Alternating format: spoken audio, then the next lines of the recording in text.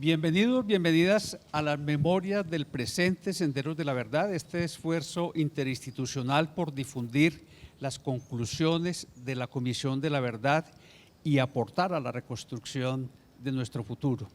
Hoy nos acompaña Marta Ruiz, comisionada, que tiene como título más largo y más importante, diría yo, el de haber sido periodista por muchísimos años, y creo que eso le dio también una versión de los hechos que luego aplicó también a la construcción de toda esta narrativa, que es lo que queremos hablar con ella hoy, y el sentido de la esperanza. Me acompaña Patricia Nieto, director del portal Hacemos Memoria, escritora, profesora de la Universidad de Antioquia. Patricia, adelante. Bueno, Alonso, gracias Marta por estar con nosotros, nos encanta poder conversar este rato con vos. Muchas gracias por la invitación, es un honor estar aquí en Medellín, estar en este espacio y con ustedes, con los que hemos compartido tantos caminos en esta vida.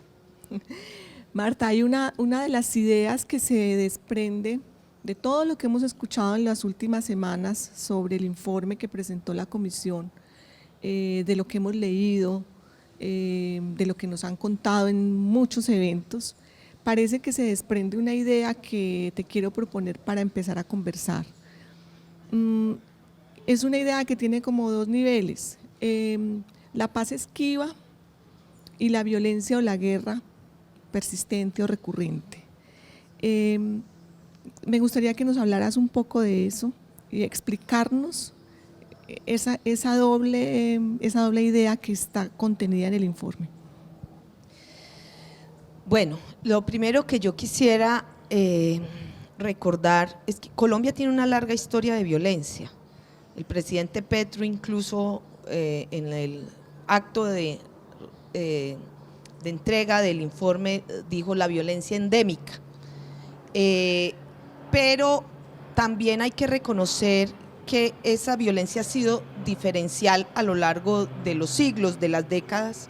Hemos tenido conflictos distintos, distintas guerras, incluso en el tiempo que es pertinente esclarecer para la comisión, que es del 58 para acá, se confunden diversas guerras, diversos tipos de violencia, pero yo sí quiero destacar algo, y es que paralelamente a esos ciclos de violencia ha habido grandes esfuerzos por la paz y grandes logros también en la construcción de paz, en la construcción de pactos, en la construcción de una mayor civilización de nuestras relaciones, ¿sí? Y yo creo que es una batalla que se está ganando, creo que es una batalla que como sociedad hemos ido ganando. Creo que la guerra hoy, y es lo que nosotros sentimos con la entrega del informe, es más intolerable para la sociedad colombiana de lo que ha sido. Es muy difícil que hoy se pare a alguien en Colombia a justificar la guerra o a justificar la violencia política o a justificar las armas como método de cambio social o de método de contención de procesos de cambio político. Entonces creo que moralmente, culturalmente estamos ganando esa disputa. Y sí, hay unos factores, la comisión se hizo una pregunta por los factores de persistencia, pero también por los factores de ruptura. Ya lo decíamos, los momentos de oscuridad que hemos vivido, pero los momentos de luz. Y parte de la explicación que tratamos de dar es dónde están esas fuerzas que nos permiten no tener un relato solo trágico, solo derrotista. Este no es un relato derrotista, no hay por qué tener un relato derrotista. Hay que meter el dedo en la llaga sobre los problemas y lo que se niega a cambiar para tener una sociedad mejor, pero sin duda la propia sociedad colombiana tiene esa experiencia y esos episodios, esos momentos donde ha logrado romper ciclos de violencia y superarlos. Sí, es verdad que tendemos como al relato trágico y nos remontamos tiempos, décadas para decir que nuestra historia ha sido lo peor, y toda la información está ahí para ratificarlo. ¿Cuáles serían esos momentos o algunos de luces, de revelación de otra circunstancia que has querido reivindicar en el informe? Bueno, cuando uno mira la historia, y por eso también hay que mirar la historia un poco larga para poder ver, uno observa que hay momentos donde, primero que todo, el diálogo, es decir, los momentos donde se dialoga es un momento donde salen buenos resultados, ¿sí? Y bueno, no siempre, ha habido diálogos que fracasan, pero yo reivindico la capacidad, o lo que observamos es que es la capacidad de hacer acuerdos. Es que una democracia se mide por muchas características, pero una de ellas es la capacidad de construir, para parafrasear a Álvaro Gómez Hurtado, acuerdos sobre lo fundamental. Y creo que el Frente Nacional es sin duda el pacto del Frente Nacional, que tiene muchas críticas porque realmente fue excluyente, realmente tuvo, digamos, sus alcances no llegaron a ser lo que se esperaba, pero sin duda fue un momento de pacificación. Es muy interesante volver a releer cómo es que se logra este acuerdo, que es un pacto de élite sin duda, pero creo que sin duda es un momento donde hay una decisión política, y yo quiero volver a eso. La guerra es una decisión política. La guerra no surge de la nada, ni es una evolución natural de los conflictos, no, es una decisión política, y lo que nosotros encontramos es que hubo decisión política para hacer la guerra, bien sea por parte de las insurgencias para tomar el poder y cambiar el sistema, o bien sea por el Estado para conservar el statu quo y evitar las reformas. El otro momento muy luminoso, yo lo llamo muy luminoso, es el de la Constitución del 91, no porque haya sido perfecto, sino porque hubo esa capacidad de diálogo, de que todo el mundo movió un poco sus posiciones para encontrar unos puntos comunes como nación, y de inclusión de unos sectores muy importantes de la nación, y de pensar la nación un poco más territorial, y la nación desde la participación, desde el Estado de Derecho. Eso es un momento realmente, yo quiero decirlo, realmente ese acuerdo que es la Constitución, el acuerdo de paz y el informe de la Comisión son como congruentes, son como tres momentos que tratan de decir lo mismo, y creo que el acuerdo de paz de La Habana también es un momento muy importante de inclusión también de un sector, digamos, político del país que siempre estuvo en armas, pero también de poner los ojos en unos territorios que han sido en los territorios del conflicto. Entonces, en conclusión, creo que siempre la decisión de hacer la paz o la guerra ha sido una decisión política, ha necesitado el respaldo del pueblo a través de votar, de vivir diversos mecanismos como se expresa la ciudadanía. Entonces, al final, es la voluntad de un país la que se tiene que imponer si queremos salir de la guerra, es la voluntad de un país, y creo que lo que estamos viendo con esta entrega del informe, como lo decía ahora, es que ya el país no tolera la guerra, y las políticas del Estado y las políticas de los partidos tienen que ser congruentes con esa decisión que hay en el país de no tolerar la guerra. Yo quería preguntarle a Marta, marcaste una fecha que es el 91 con la Constitución, y bueno, como que ahora estamos recogiendo un proceso de 30 años, para cualquier persona que lo escuche puede sonar a demasiado tiempo. Ustedes en el informe hicieron periodizaciones, marcaron unas fechas que nos van a ayudar a estudiar este conflicto y a entenderlo mejor. Y si hablamos del 91, el 2016, la entrega de este informe, yo te pregunto por qué hoy tendríamos que confiar en que es un momento de esperanza, además de lo que ya acabaste de decir. O sea, después de recorrer el país, ¿cuál es el pálpito que ustedes han sentido para pensar que este 2022 no va a ser, no nos va a poner a esperar otros 10 años, sino que realmente la sociedad colombiana puede ver como cristalizado o realizado ese cambio? Bueno, yo quiero señalar como dos cosas que me quedo colgando del anterior. Es, claro, esos momentos de pacto, esos momentos de acuerdo, esos momentos de consenso siempre han obtenido una reacción violenta, en la historia nuestra. Es decir, porque siempre se ha leído que los ciclos de guerra están asociados a factores estructurales de la democracia, de la participación, de la tierra, que es muy importante, de las regiones, de la constitución del Estado en las regiones, y cada acuerdo de esto ha tenido una reacción en contra.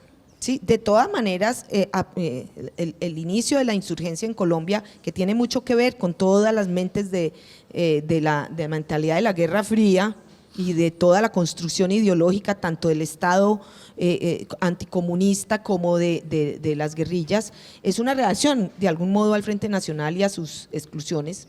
No es solo eso lo que explica el surgimiento. Y así, la Constitución del 91 obtuvo una reacción violenta, o sea, ese contenido, pero no solo ese contenido, sino esa fuerza social que se movió en el 91 y toda esa, digamos, apertura, porque no solo fue una apertura económica, sino una apertura democrática, pues generó, y en los contextos particulares de Colombia, una reacción brutal. Es decir, la guerra dura vino justamente después de la Constitución del 91. Porque yo creo que hoy hay razones para la esperanza, porque yo creo que lo que hemos visto después de esa Constitución del 91 es que a pesar de esa reacción violenta, se ha ido imponiendo un proceso de pluralismo político en el país. Se ha ido imponiendo, es decir, hoy en día realmente nosotros vemos un pluralismo en Colombia. Podemos calificar con todos los defectos la democracia colombiana porque los tiene todos, hay corrupción, hay restricciones, pero nadie puede decir que no hay pluralismo. Aquí ya hay una izquierda que es competitiva, que puede competir e incluso puede ganar. Y yo sí quiero destacar que el hecho de que la izquierda por primera vez llegue al poder es un hecho que representa el cierre de un ciclo, que era decir, la izquierda siempre estuvo asociada a las armas, al fantasma de la guerra, y pensar que se puede construir un campo de ese tipo en una democracia, me parece que nos hace parte como de ser un país normal. Sí, Colombia nunca era un país que podía pensar en eso. Pero eso es solo una parte, el hecho de que las comunidades afro, por ejemplo, que no estuvieron representadas en la Constitución del 91, uno lo que observa es que hay una inclusión democrática de las demandas, pero también de los territorios. Entonces, fíjense lo curioso, es la ciudadanía, es la emergencia de una ciudadanía realmente pacifista, creo yo, muy combativa en términos de sus reivindicaciones sociales y de las exclusiones, que se vuelca a las calles, pero realmente si tú vas a cualquiera de las regiones donde hoy hay demandas sociales muy, muy fuertes, no hay una aceptación de la guerra como método. Entonces, tramitar nuestros conflictos agrarios, nuestros conflictos sociales, a través de la democracia y no de la violencia, es un salto que tenemos que tomar un poco de distancia para verlo. Esos conflictos armados que persisten, que son gravísimos, no representan a esas comunidades. El Clan del Golfo no representa. Puede tener, claro que tiene anclajes sociales, por supuesto, cualquier grupo que tenga control territorial tiene anclajes sociales, pero allí hay una fuerza porque poco a poco, esto ha sido y yo quiero decir mucho de esto es una democracia en construcción, un Estado en construcción, y ya nosotros no aceptamos que en virtud de la guerra el Estado sea abusivo, por ejemplo. Eso es algo que en la sociedad, entonces un proceso, digámoslo, entre comillas, también de civilización de nuestro, en el sentido de cada vez se le cierra más el espacio a las armas. Por primera vez estamos hablando de una reforma al sector de seguridad, por primera vez en 40 años, eso era un tema vetado, era tabú. Por primera vez podemos hablar, y la comisión pone también el tema de que el tema de las drogas no es una guerra. Entonces, salir de la matriz de guerra, como dice Pacho, salir del modo guerra y empezar a ver los conflictos nuestros como conflictos, como problemas, eso es un salto cualitativo enorme en esta sociedad.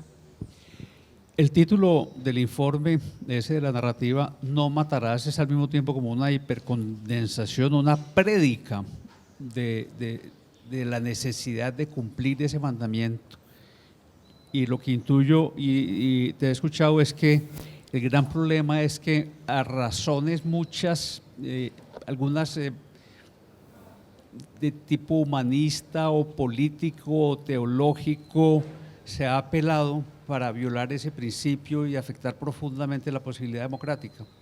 Claro, es que yo creo que digamos, la comisión hace un informe que muestra una multiplicidad de factores, pero si fuéramos a decir, cojamos una línea de análisis, el tema de la violencia política.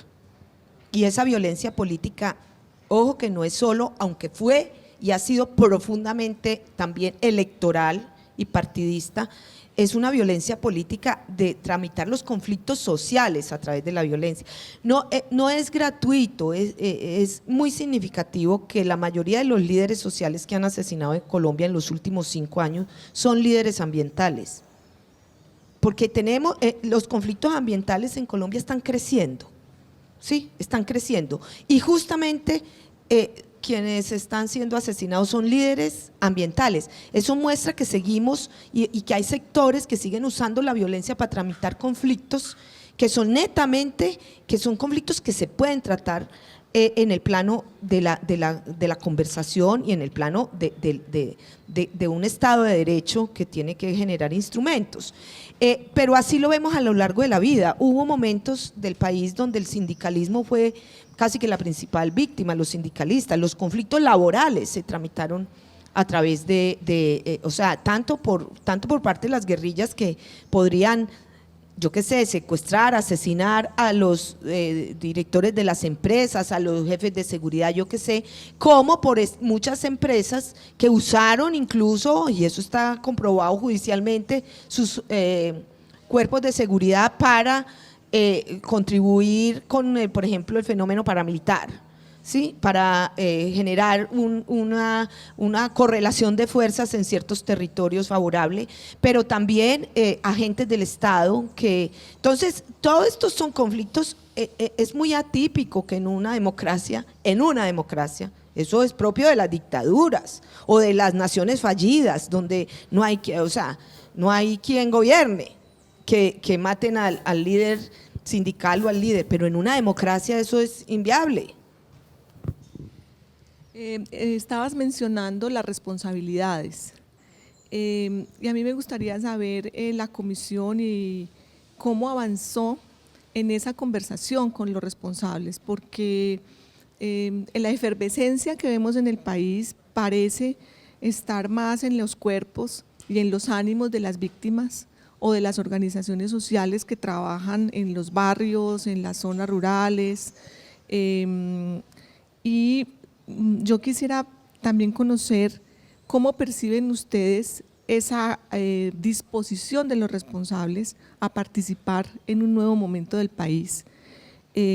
Ustedes hicieron una gran cantidad de acciones, de actos públicos, de reconocimiento, pero también creo que faltaron algunas voces por sumarse a esta construcción de la comisión.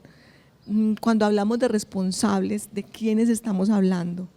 Y cómo aproximarnos a eso sin pensar que es un manto que nos cubre por igual a todos los colombianos. Bueno, ahora, antes de comenzar el programa, también Alonso preguntaba cómo hacer para que no se diluya la responsabilidad de los más responsables.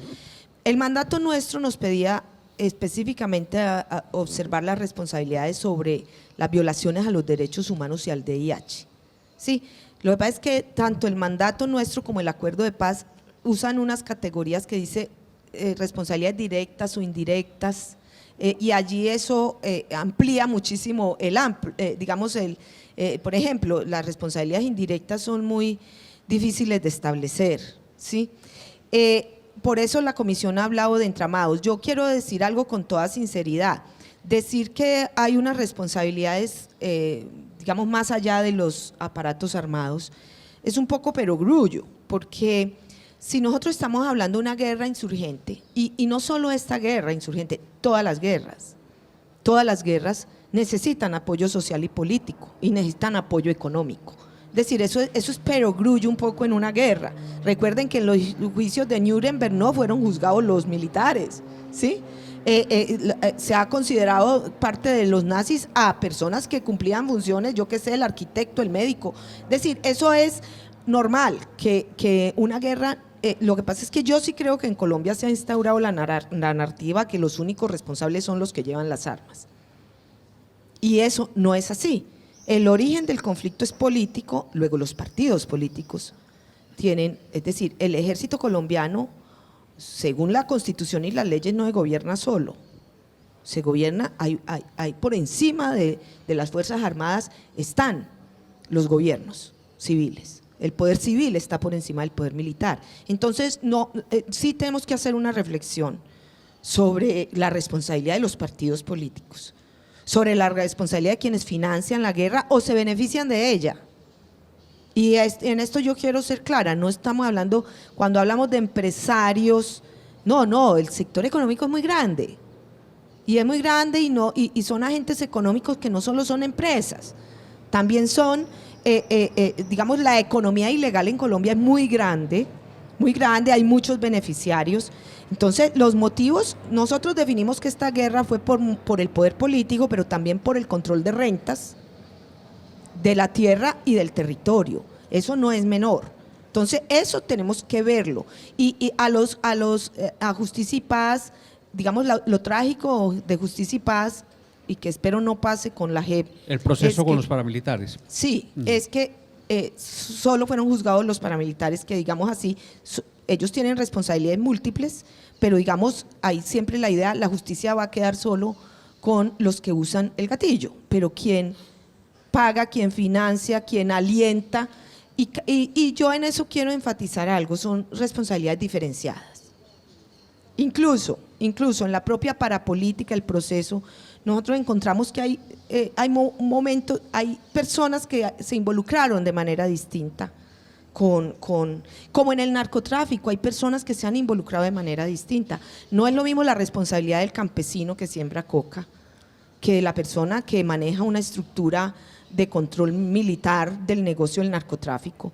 Entonces, todo, y yo creo que nosotros tenemos que empezar a romper la mentalidad dual, y es difícil empezar a pensar más en una mentalidad sistémica. Yo no creo que nosotros lo hayamos logrado plenamente, hicimos muchos esfuerzos de hacer un análisis sistémico, pero creo que incluso nuestra mentalidad le cuesta pensar en todos estos grandes problemas como problemas sistémicos. Y en los problemas sistémicos hay que observar cada quien qué rol cumple y cómo se establecen responsabilidades. Nosotros llegamos, creo que lo hicimos hasta donde alcanzamos, pero sí queremos dejar en la sociedad una reflexión sobre eso. Pacho lo dijo muy bien el día del lanzamiento, sobre yo dónde estaba, qué pude hacer más allá, porque también hay la noción, y yo por eso quiero hacer esa dupla Estado-ciudadanía, de que el Estado tiene que resolver todo. No, los ciudadanos también resuelven cosas. La fuerza de la ciudadanía es enorme y lo que nosotros observamos es que la ciudadanía ha transformado este país. Es la ciudadanía la que empuja al Estado a transformarse. Y a los partidos.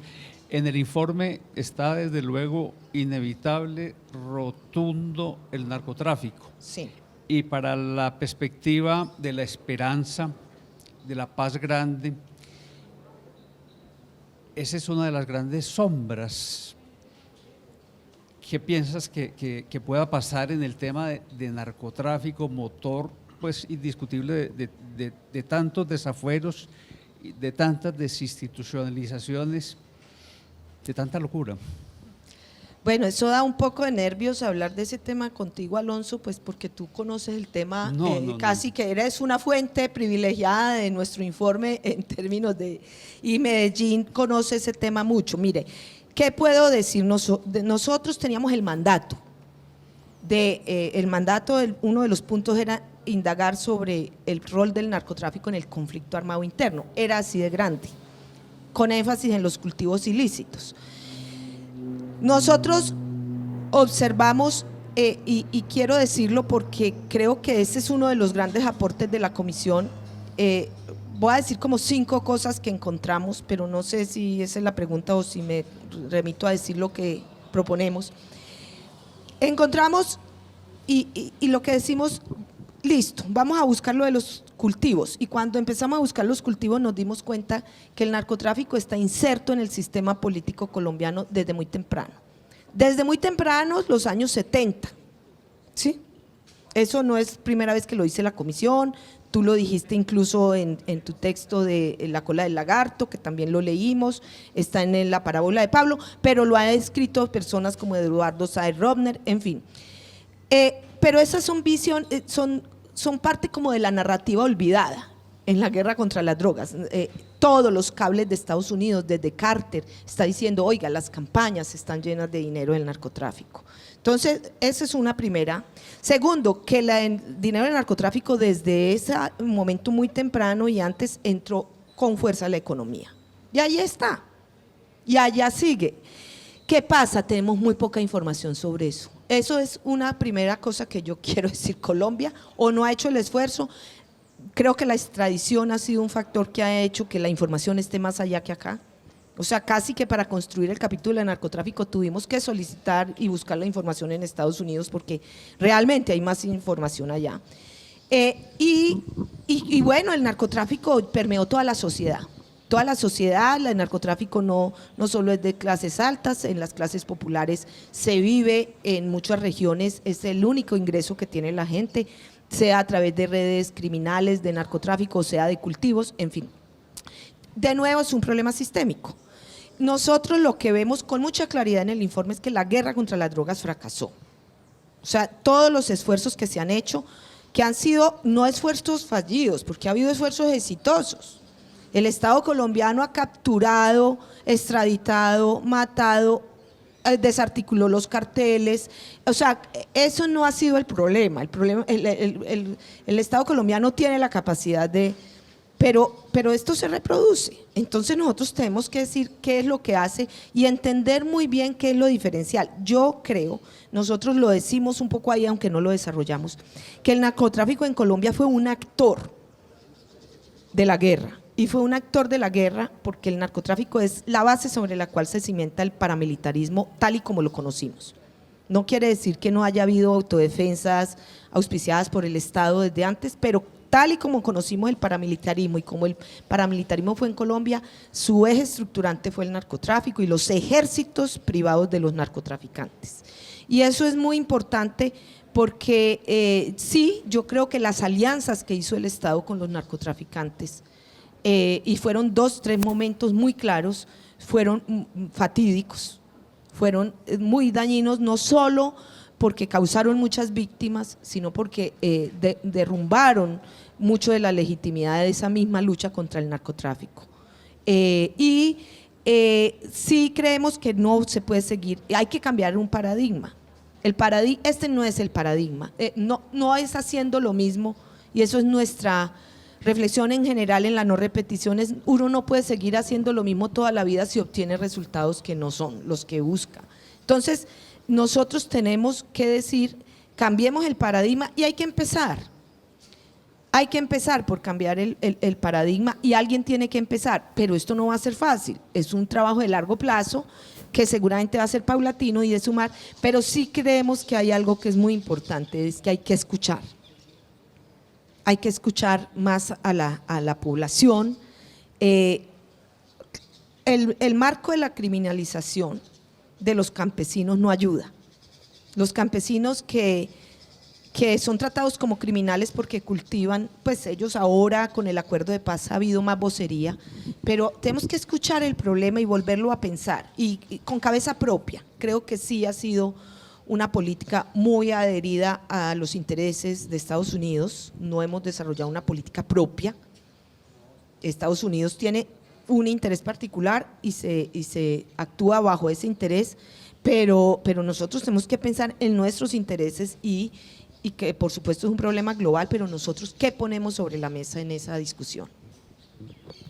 Las recomendaciones está precisamente una que tiene que ver con las drogas y dice el camino no es la guerra contra las drogas, o sea, casi que la recomendación es suspender esa política que lleva décadas en el país.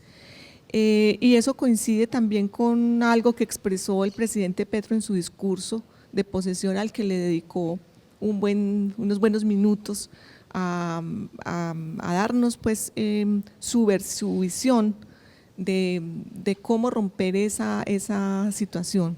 Pero esto implica cambiar relaciones internacionales, es decir, ustedes lo que están poniendo el ojo es en que el conflicto colombiano está vinculado a la economía internacional de las drogas y al modelo de, digamos, de persecución impuesto en América Latina por Estados Unidos.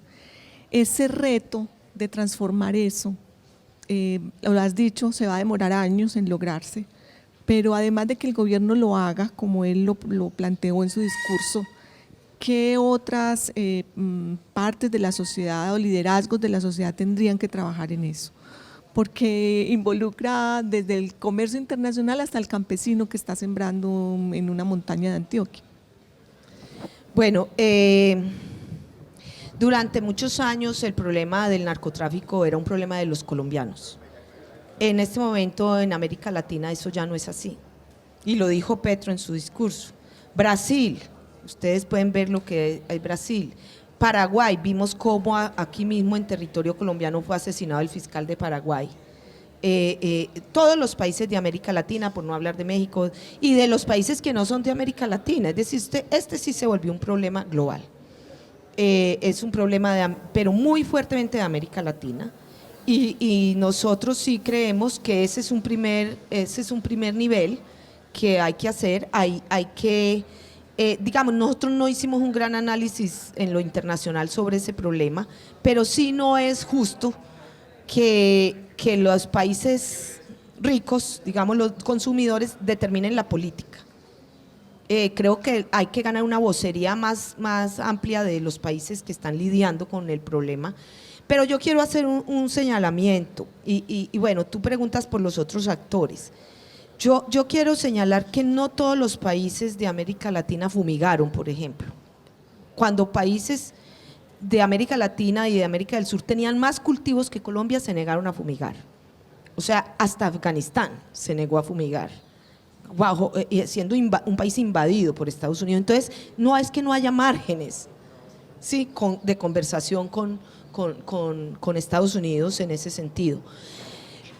Todos los actores, yo creo que hay una persona que entrevistamos cuyo nombre no voy a decir, pero fue un exministro de Estado que se ha dedicado a estudiar el tema, y ese exministro decía: hay que levantar el velo corporativo. Es decir, si nosotros no vemos realmente cuál es el impacto, no para meter a todo el mundo a la cárcel, yo creo que ese ya no es el problema que tiene que ver Colombia. Colombia tiene que mirar cómo asumir ese problema. Yo intenté hacer un ejercicio que no lo logré mucho, pero solo medio pintarlo sobre los sometimientos a la justicia.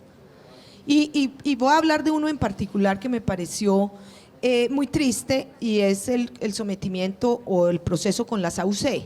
Cuando las AUC se sientan en Ralito, y después sobre todo de que matan a Carlos Castaño, era claro para todo el país que se estaba negociando con el narcotráfico, y allí hubo una gran oportunidad de decir: resolvamos el problema del narcotráfico, por lo menos con estos señores.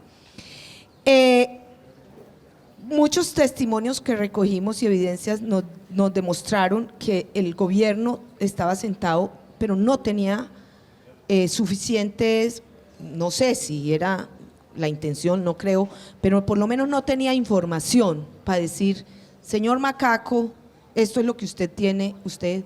De hecho, el presidente Uribe públicamente dijo: por ahí hay un señor que llaman Macaco, yo quiero que lo cojan, ¿sí? Pero ¿cómo es posible que el Estado no sepa quién es Macaco ni qué tiene? Entonces, con los gringos no es así. Cuando van a negociar, ellos sacan el expediente y dicen: esas son sus 80 empresas, entonces venga, hablemos de sus empresas y de sus tierras, y ellos dejan el dinero allá. Eso es muy importante, porque nosotros también cuestionamos la extradición en eso. La verdad y el dinero quedan allá, y la justicia se hace allá. Entonces la pregunta es: llevamos 30 años tratando de fortalecer la justicia colombiana para que cada que cogemos un criminal como Otoniel haya que enviarlo a que otro país lo juzgue. Es una pregunta de Estado, no es una pregunta, no es para complacer a Otoniel, es una pregunta sobre nuestro Estado de Derecho.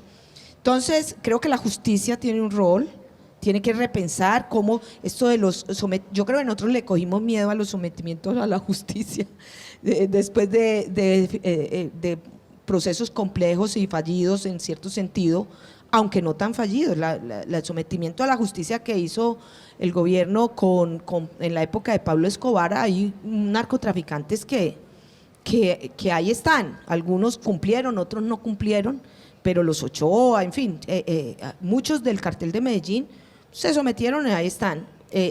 Fracasó una posibilidad de acuerdo con los Rodríguez, eso es verdad, y las AUC se pueden mirar como un proceso de sometimiento. Entonces ahí hay un aprendizaje. El tema económico hay que mirarlo, o sea, Colombia tiene que sincerarse sobre el peso del narcotráfico en la economía. Pacho de Rú dice mucho, Pacho es economista, leyendo las historias económicas de Colombia, dice, todos los autores le dedican una página al narcotráfico, eso no es posible, que el narcotráfico en Colombia, hay estudios, pero los estudios no tienen la información para poder decir realmente cuál es el peso pues tú, Alonso, que fuiste alcalde, podrás tener más idea de cuánto es el peso que puede tener una economía de esas en una ciudad, la cantidad de redes y bueno, ya veo que me extendí demasiado porque me están mirando como… A propósito de la idea de la paz grande o la paz total, que no sé si son sinónimos, tienen por lo menos muchas coincidencias, y de esas estructuras armadas y legales, yo tengo una preocupación.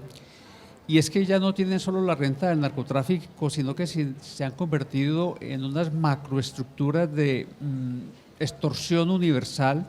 Ahí vimos el caso de Barranquilla recientemente con el transporte. Pero mi duda y mi pregunta es, ¿cuántos perdones y hasta cuándo? ¿Cuántos sometimientos para la idea de ese Estado en construcción? ¿Qué dices, Marta? Bueno, nosotros no, la paz grande no es la paz total. Cuando hablamos de la paz grande, el concepto es más la paz entre los colombianos. Digámoslo así, es la paz política también. Cuando la comisión empezó su tarea, este país estaba muy partido, pues sigue estando partido. Pero lo que nosotros creemos es que hay que reconciliar. Pacho dice mucho, la paz se hizo con las FARC, pero no entre los colombianos. Entonces, la paz grande tiene más un sentido de reconciliación entre ciudadanos y entre los que pensamos distinto, en fin. Y sobre los perdones, la comisión no ahonda mucho en eso, pero la comisión sí dice hay que usar el diálogo con todos. Nosotros no hablamos de perdón. En ninguna parte de la comisión habla de perdón. Hablamos de usar el diálogo como instrumento con todos. Y yo creo que no es hasta cuándo, porque me tocaría decir, como dicen en la universidad, hasta siempre, sino en qué medida ese diálogo no puede ser una patente de corso para seguir delinquiendo, sino que el diálogo tiene que ser serio y tiene que combinar estrategias. Nosotros lo que sí decimos en el informe es que incluso con los actores criminales hay que usar mecanismos de la justicia transicional, no estamos diciendo que vayan, estamos diciendo mecanismos. Otoniel, cuando fue extraditado, nosotros recibimos con mucho dolor el reclamo de muchas comunidades que dijeron, allá se fue la posibilidad de nosotros saber la verdad. La justicia, es que el daño que ha hecho el Clan del Golfo es muy grande y entonces todos los están extraditando y la gente dice, ¿y nosotros qué? Entonces han producido víctimas. Entonces nosotros creemos que ellos tienen que responder con verdad, con justicia y con reparación. Y entonces yo diría eso, yo creo que no puede ser un proceso de… Las amnistías tampoco han sido una solución en Colombia, no sirven. Entonces básicamente es eso. Marta, ustedes en el capítulo que coordinaste hay una recomendación que dice crear el Ministerio de la Paz. Y quisiera que hablaras un poquito de eso, conectando con la respuesta anterior, porque es como si desde el Estado se pudiera aportar de algún modo a esa paz duradera, o el término que se le use, porque se dice total, se dice paz grande y Ministerio de la Paz. ¿Eso cómo lo han visto ustedes? Bueno, una de las grandes conclusiones del relato histórico es que la paz nunca ha sido un proyecto nacional, particularmente la reconciliación. La historia de Colombia ha sido una historia de desarmes y de muy pequeños esfuerzos, puntuales esfuerzos de rehabilitación que no duran mucho, ¿sí? Entonces pasó en el Frente Nacional, Lleras Camargo hizo su plan de rehabilitación y al año y medio dijeron, crisis fiscal, no hay plata.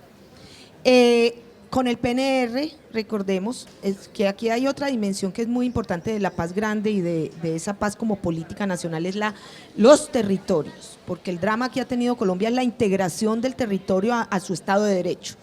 Entonces, y ahora vivimos lo mismo con los PEDETs, fueron pensados así, pero ya sabemos el problema. Para empezar, se robaron mitad de la plata, entonces, o una buena porción de la plata. Entonces, en realidad, lo que nosotros decimos, hay que volver la paz el gran proyecto de nación, el principal proyecto de nación, la no violencia, el no matar. Ese tiene que ser, la viabilidad de la nación colombiana pasa por no matarse. Esa es la viabilidad de nosotros como país para poder desarrollar nuestro potencial. Y nosotros lo que observamos es que tenemos muchas instituciones para la guerra y las instituciones moldeadas para la guerra y las instituciones de paz son muy puntuales. Tenemos un alto comisionado de paz que es para negociar, no tiene la capacidad. Sí, se diluye el objetivo de la paz, incluso el PNR se diluyó alrededor de la red de solidaridad, que es otro tipo de énfasis. Pero nosotros decimos, tenemos que crear instituciones para la paz y un ministerio puede ayudar a generar una política para la paz que permee un poco las políticas públicas, pero no basta con un ministerio, necesitamos instituciones sólidas. El centro de memoria no puede ser, tiene que ser, el centro de memoria debería ser una institución autónoma, no depender de que cada gobierno le guste o no le guste. Entonces necesitamos pensar una institucionalidad porque claro, ese tiene que ser el programa principal de la nación colombiana. Pensando me tomo la libertad de hacer una pregunta personal porque la he escuchado en sus recientes intervenciones hablar un poco de cómo ha vivido como persona, lo importante que fue para usted el proceso de La Habana al que atendió como corresponsal. Pero yo diría, bueno, y entonces esta experiencia intensa, muy intensa de la comisión, ¿qué produce Marta Ruiz? Que por mi sensación diría, la veo airosa, feliz, pero ha dicho al mismo tiempo, tomémosla como con calma, esto es la base, esto es un punto de partida. A ver, hay una cosa que yo quiero decir y que hubiera querido decir al principio, es que lo más importante para mí de la comisión no es el informe, sino el proceso que hay detrás del informe y el proceso mismo que sembró la comisión. Estos son 4 años donde nosotros vimos mover la cosa, como yo decía en estos días que me acordaba de Galileo Galilei, yo veo moverse la cosa, veo moverse la conciencia del país, pero también la conciencia de los que hicieron la guerra, la conciencia de las víctimas. Entonces, lo que más me queda a mí es la noción de proceso, y en esa noción de proceso, de nuevo, como en la historia, alegrías y sinsabores, uno siempre mira, ay, todo lo que nos faltó, todo esto faltó, pero también tengo que decir, para el tiempo, para las circunstancias logramos bastante, y cuando yo hablo del piso es que siempre uso la metáfora y para darle el crédito de Doris Salcedo, cuando ella hizo fragmentos con los fusiles que entregaron las FARC, que ella, en este monumento, ella dice, este es el piso, y durante 52 años, el monumento está pensado para que en 52 años vengan artistas a recrear de distinta manera, con distintas versiones, con distintas sensibilidades, digamos, lo que es el conflicto. Yo creo que eso tiene que ser así, me gusta mucho esa metáfora. ¿Por qué? Porque un informe de la verdad no puede ser el santo grial. Un informe de la verdad, es decir, ni siquiera el Santo Grial es el Santo Grial, ni siquiera la Biblia tiene una sola interpretación. Es decir, esto es una base para iniciar o para seguir una conversación que ya el país tiene. Entonces lo que hace la comisión es decir, mire, ponemos nuevos elementos, ponemos un nuevo punto para seguir una conversación, pero lo más importante es la conversación. Por eso yo digo, para mí la verdad, yo quisiera que la gente se lea los 10 capítulos, aunque se tome 10 años, pero lo más importante es que nos abramos a escuchar. Nos abramos a escuchar la verdad de los otros, la verdad que hay en cada de este país, porque sí, yo creo que lo que todos aprendimos en la Comisión de la Verdad fue a escuchar, fue a escucharnos. Retomo exactamente eso para una pregunta que además es bastante coyuntural. Hay quienes dicen que hace falta llevar otra versión a las escuelas y colegios donde se ha dicho que se va a trabajar sobre el informe de la Comisión de la Verdad. Eso de que es solo un piso podría estar también implicando reconocer que pueden haber otras versiones, o porque hay gente que se asusta.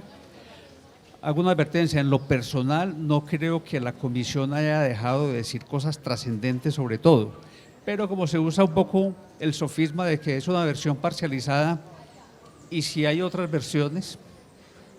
Pero es que eso se cae de su peso. De hecho, las otras versiones ya están en la escuela. Es decir, en Colombia hay muchas versiones. Esta es una comisión que le fue encomendado el esclarecimiento bajo unas normas y digamos unos temas. Por supuesto que el informe de la comisión es un informe para el debate público. Va a haber esas y otras. Por supuesto entiendo que estás hablando de la versión que quiere poner el partido político Centro Democrático. Otros partidos políticos pondrán su versión. Esta es una versión que pone la institución de Estado creada justamente para eso, y yo creo que a eso no hay que tenerle miedo. Si estuviéramos bajo el régimen estalinista, donde hay una cartilla oficial que es la que todo el mundo se tiene que aprender, pero ese no es el caso. Colombia es una democracia. Colombia es una democracia y la democracia permea la escuela, permea el debate público, y esta es una… de hecho, las guías que se han hecho son guías para la conversación, ¿sí? No son guías para la instrucción, nadie tiene, o sea, es decir, lo que todos aspiramos es que los niños y niñas tengan capacidad crítica para el debate crítico, y esto es un texto más dentro de un horizonte de muchos textos de literatura, de películas, de podcast que escucharán los niños a lo largo de su vida sobre esta historia. Estás hablando de que la comisión va a alentar una conversación, a entrar en la conversación, a poner un material para que se discuta frente a otras versiones. Y bueno, la comisión ha dejado también una cantidad de material pedagógico y de apoyos para que en las escuelas, colegios y universidades se pueda trabajar ese material.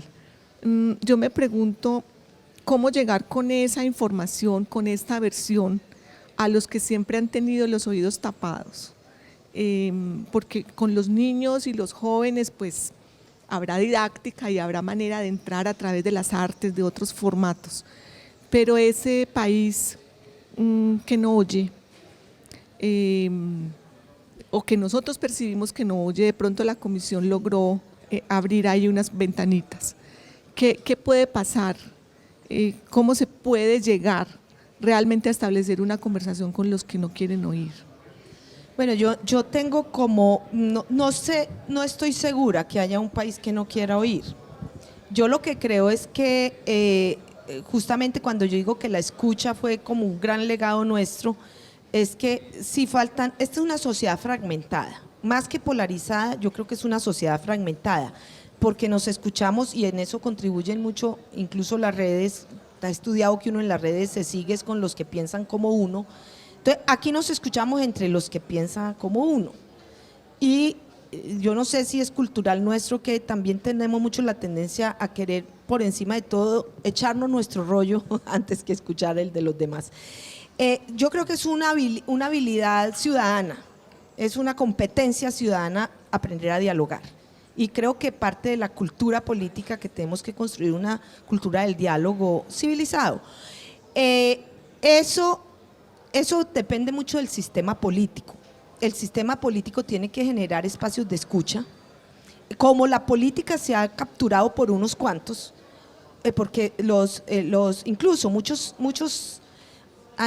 elementos, no solo del acuerdo de paz, muchos elementos de la Constitución del 91 hablan de la posibilidad de espacios de participación. Recuerdo que incluso algún día volvió a estar de moda la idea de cabildos abiertos, de cantidad de instrumentos que hay de participación, que creo que esos instrumentos que están desarrollados en la Constitución hay que profundizarlos, porque eso es lo que va a permitir que los ciudadanos se encuentren los diversos, no los del grupito, del club, de los amigos.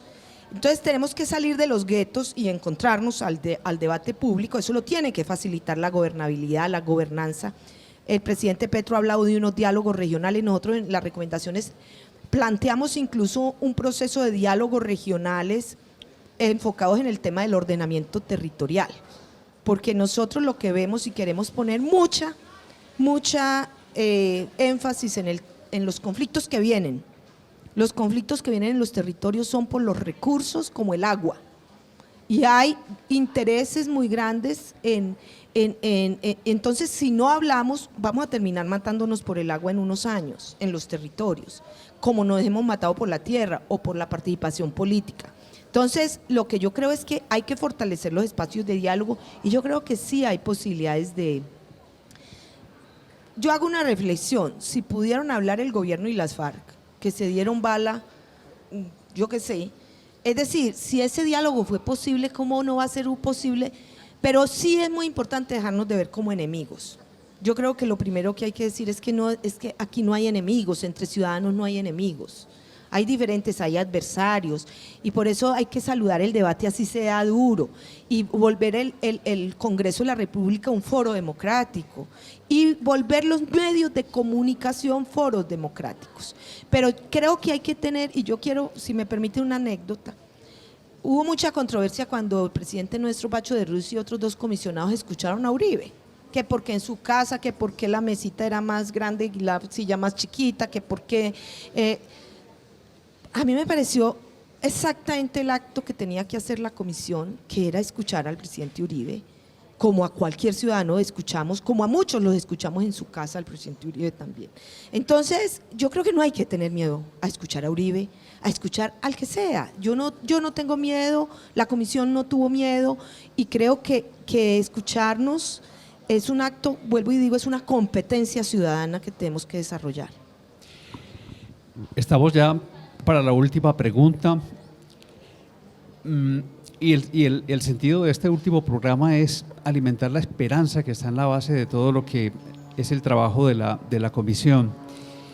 ¿Cómo hacer al mismo tiempo para que repasar, conocer, escuchar, no sea como un regodearse con los dolores y las amarguras, sino realmente como una posibilidad de construir esperanza? Lo que pasa es que yo creo que eso también es parte del proceso.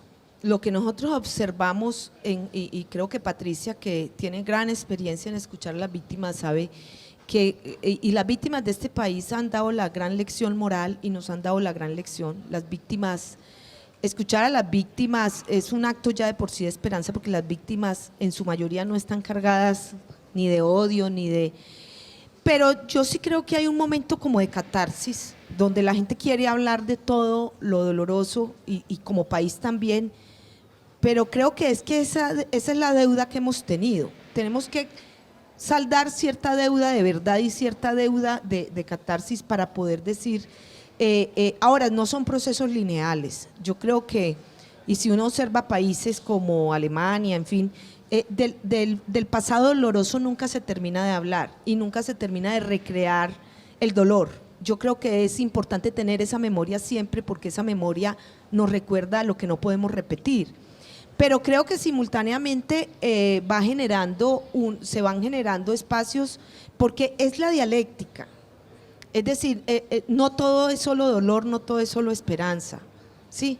Y yo sí creo, nosotros decimos, nosotros encontramos y somos un país herido. La principal conclusión nuestra en hallazgos es la Colombia herida. Pero siempre usábamos la figura de la cicatriz. La cicatriz es algo que te recuerda que ahí algo dolió.